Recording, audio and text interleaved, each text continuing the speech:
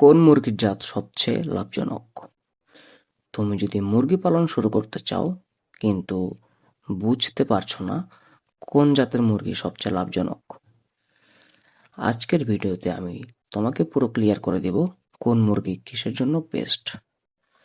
আসসালামু আলাইকুম, আমি সিফাত, ফার্মিং উইথ সিফাত থেকে। আজকে আমরা জানাবো কোন মুরগি ডিমের জন্য ভালো, কোনটা মাংসের জন্য, আর কোনটা সবচেয়ে বেশি লাভ দেয়। প্রথমে আসি লেয়ার মুরগিতে। এই মুরগি মূলত ডিম দেওয়ার জন্য পালন করা হয়।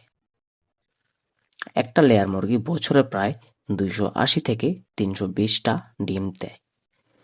5 মাস বয়স থেকে ডিম দেওয়া শুরু করে।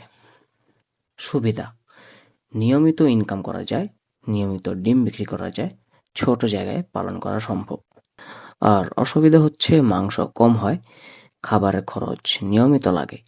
তুমি যদি ডিমের ব্যবসা করতে চাও তাহলে তোমার জন্য লেয়ার মুরগি বেস্ট। এখন আসি ব্রয়লার মুরগিতে। এটি মূলত মাংসের জন্য পালন করা হয়। মাত্র 30 থেকে 35 দিনে 1.5 কেজি থেকে 2 কেজি হয়ে যায়। সুবিধা: দ্রুত লাভ করা যায়, কম সময়ে বিক্রি করা যায়। আর অসুবিধা হচ্ছে রোগ হওয়ার ঝুঁকি বেশি থাকে, সঠিক ম্যানেজমেন্ট দরকার। তুমি যদি দ্রুত আয় করতে চাও তাহলে তোমার জন্য ব্রয়লার বেস্ট। এবার আসি দেশি বা সোনালী মুরগিতে। বাংলাদেশের খুব জনপ্রিয়, ধীরে বড় হয় কিন্তু দাম বেশি পাওয়া যায়।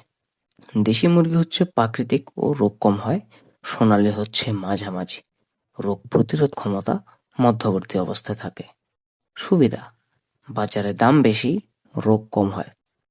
অসুবিধা হচ্ছে বড় হতে সময় লাগে, ইনকাম ধীরে আসে।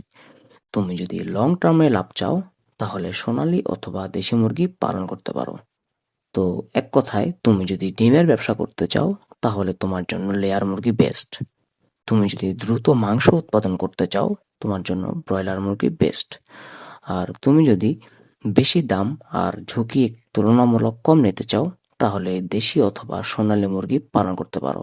তো নতুনদের জন্য সোনালী দিয়ে শুরু করা সবচেয়ে সেফ। তুমি যদি নতুন হও, ছোট করে শুরু করো, 50 থেকে 100টা মুরগি দিয়ে। খাবার ও পরিষ্কার পানি দাও। আর ভিডিওটি যদি ভালো লেগে থাকে অবশ্যই লাইক করো এবং চ্যানেলটিকে সাবস্ক্রাইব করে রাখো।